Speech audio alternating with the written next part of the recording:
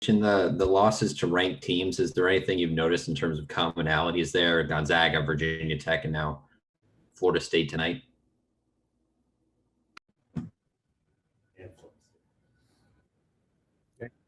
It froze a little bit. Yeah, I mean, we talked about it. They're physical, aggressive teams, and you have to somehow, when you play those teams, and they're good, they're not just physical, but how do you that's why they're ranked and all that. How do you hang in there and battle and be tough-minded, and not, and I think it goes to things you have control over.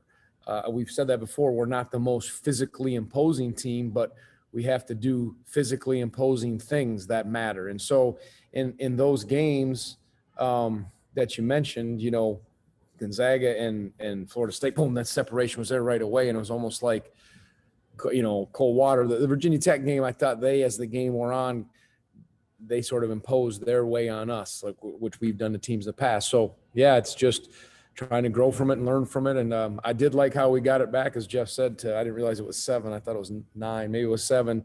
But then, every time we made a breakdown, they'd bang a 3 or they'd get down the floor. Barnes is for real with how quickly he can get to the lane, but we didn't help ourselves, and that was the frustrating thing. And Gray was really good tonight.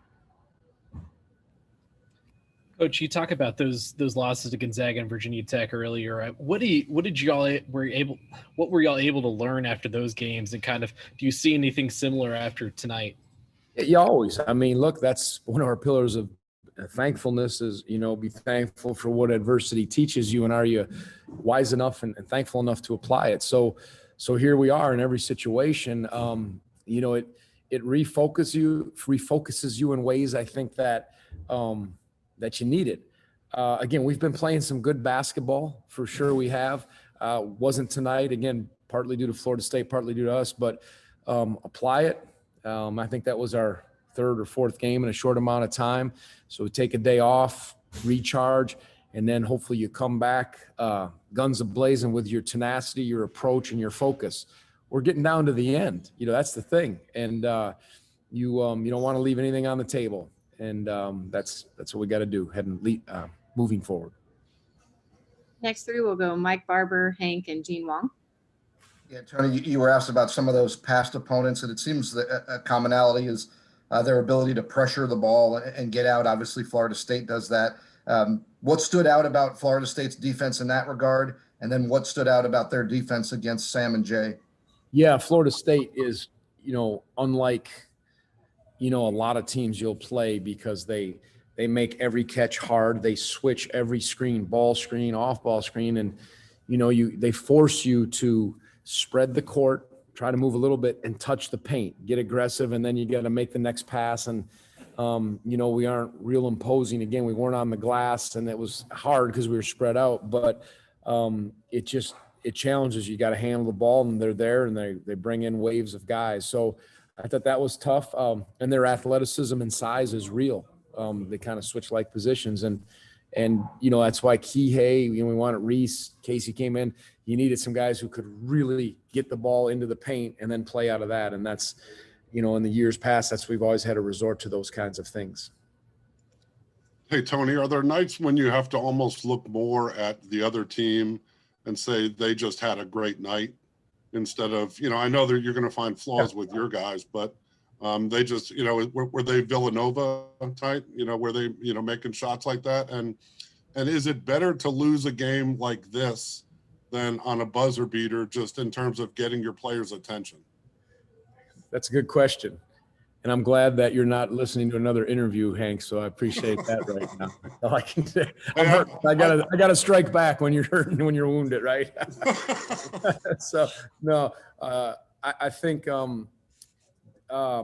yes, Florida State was really good tonight. You could see it, but what I'm frustrated with, and the tape will of course always reveal more, is that we didn't do the things that were in our control at a high enough level. Like we always talk about, you may not win, but you got to eliminate losing and be an A in transition defense and defensive rebounding position.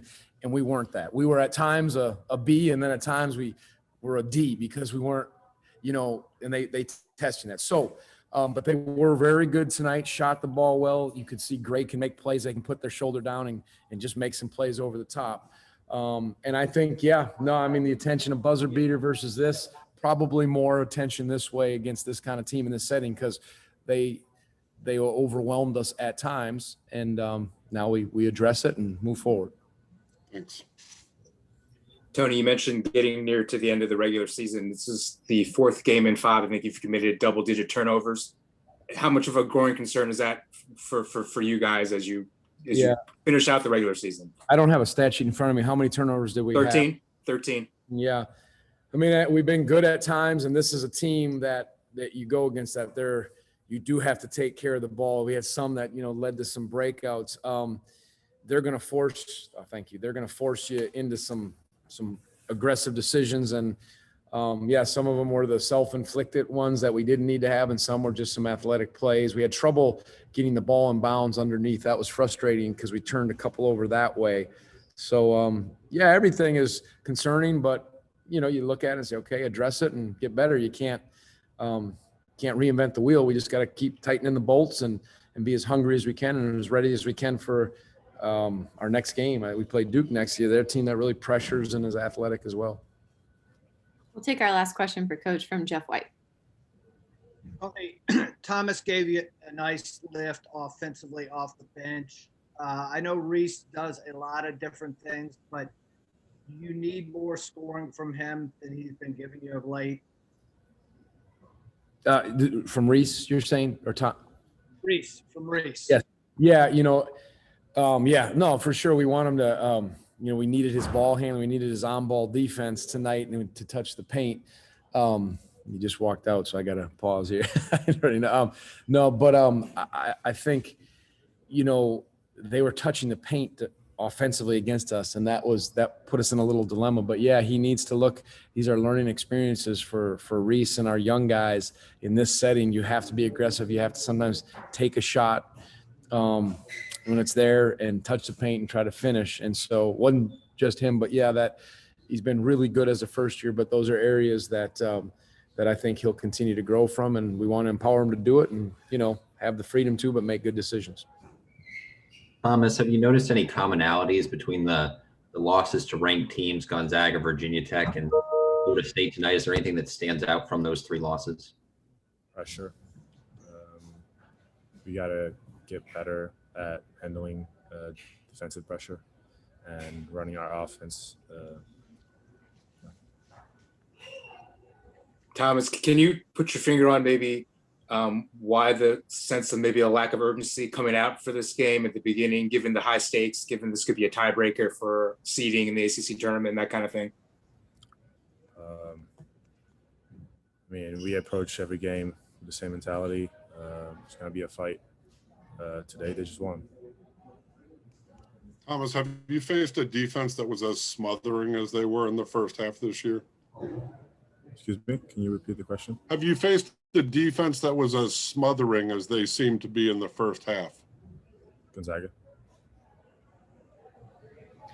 Thomas, we mentioned the Gonzaga game, we mentioned the Virginia Tech game. How do you kind of rebound from that? Y'all have done it before a couple of times now. How do you take the next step from here? It's going to be up to the coaches, but I guess if I can talk for the players, just be ready to fight on every game. People are going to hunt, and also adjusting to the pressure, just working on being ready to handle pressure better, go through our plays better to attack them, not just be attacked. Anything else for Thomas? Yeah, I have one more. Thomas, is there any value in losing a game like that, like to get attention or something like that? I don't understand the question, but yes, there's always value in a loss. You learn from a loss. You improve from a loss more than you would improve with a win. So, What was working so well when you guys got back within 7, and how important was Kihei kind of penetrating to that run by you guys? Kihei was really important for us. He pretty much took the entire team in his back and tried to push it through.